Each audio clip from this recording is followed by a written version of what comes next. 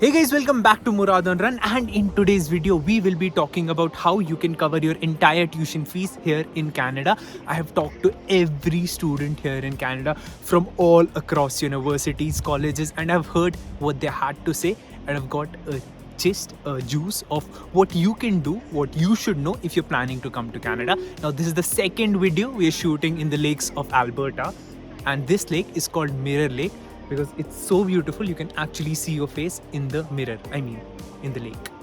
And this is the spot we're shooting the video at.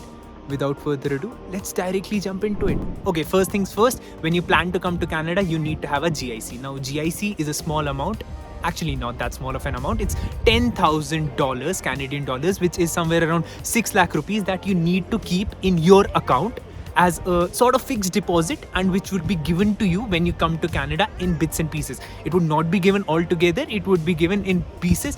Why do you need a GIC? We have already talked about it in other videos, but you need 10,000 Canadian dollars. Now, do you need any other money apart from that? We'll be talking about that. And would you be using this GIC? We'll be talking about that.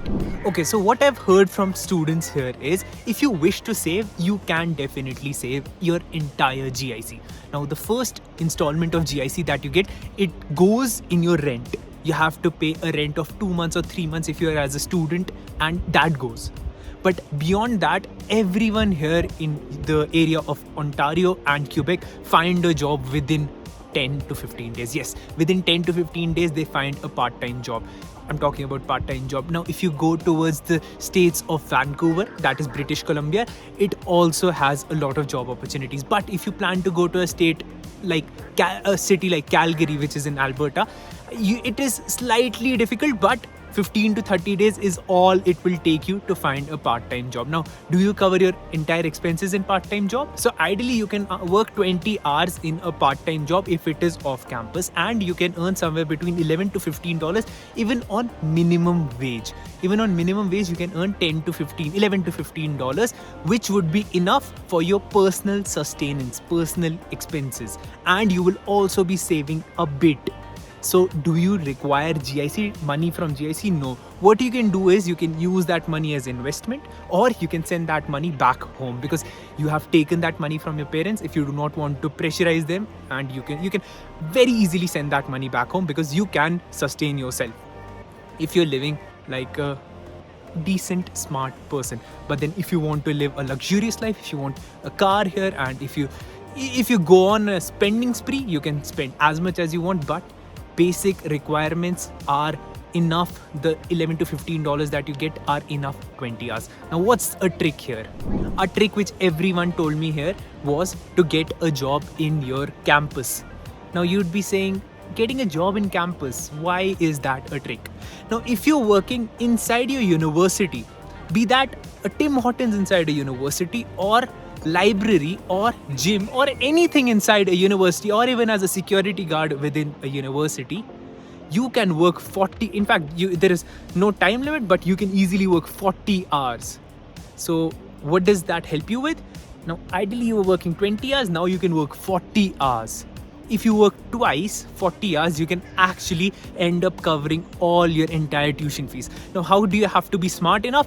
Whenever you come to Canada, the first thing you should be looking out for is a university job.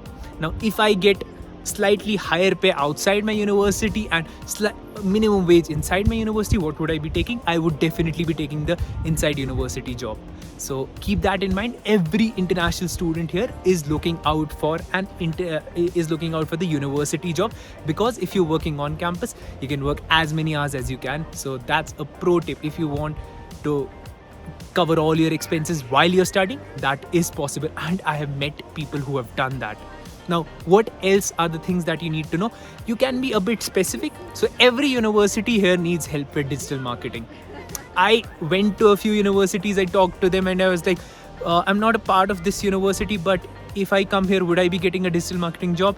I showed them my Instagram profile, I showed them my YouTube profile. They were like, we'll give you scholarship. And trust me, they were like, we'll give you scholarship. So if you come from India, learning digital marketing skills, and just show them that you can be a good digital marketer, I mean, nothing is stopping you. We made a video with Mr. Bhatia. Even he is working for digital marketing of his university. So all of these things get covered if you're smart enough. At the same time, you can get done with the security. Oh, we have a bee here. Okay, you can get a certification in security, and as soon as you land here, you can apply for these security jobs as well. So make sure whenever you're coming to get this inside campus job, because this would be helping you a lot in your paying off your tuition fees. We have already made a video on the best part-time jobs that you can do which pays higher than minimum wage. You can watch that video from here. Now, second thing is co-op. Many people do not know what co-ops are. Co-ops are like practical exposure into the field that you're working in. So any degree that you're looking at, try to find the degree which has a co-op program with it. Now, which are the universities that have the best co-op programs? You have Queen's University, University of Waterloo, University of British Columbia, University of Alberta. These are amongst the best universities out there which have the best co-op program. But other than that also, if you find a university with a good co-op program, you should directly jump into it. Why?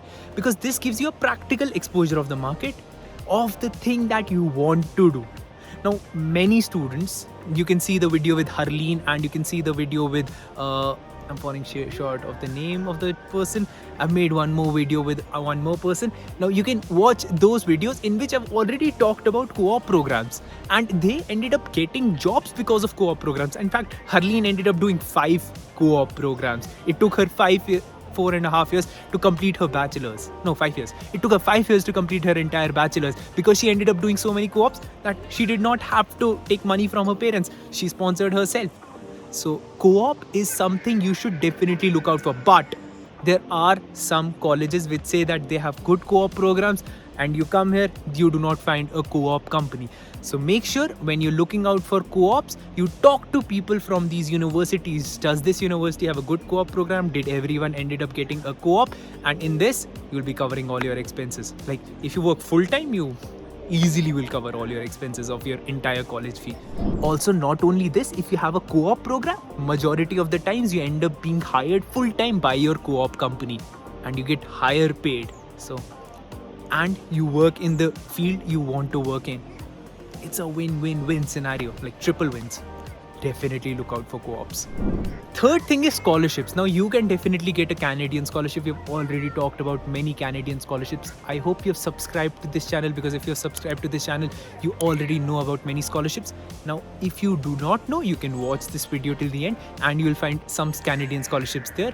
The link would be somewhere at the end of the video, but make sure to watch it till the end. Fourth one is bursaries. Now, if you're planning to come to Canada and you have decided on which university you want to go to, so what you can do is you can search for bursaries given out by the state that you're going to and given out by the university that you're going to. So bursaries are like gifts that the university gives you in terms of if you need financial aid or just for you to come to that state.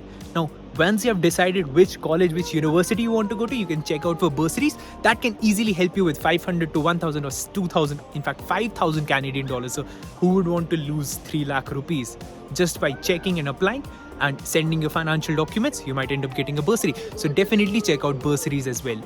And I can make a list of bursaries as well if I get enough likes on this video. So let's aim for 1,000 likes. And why is this flyer? Go away, go away, go away.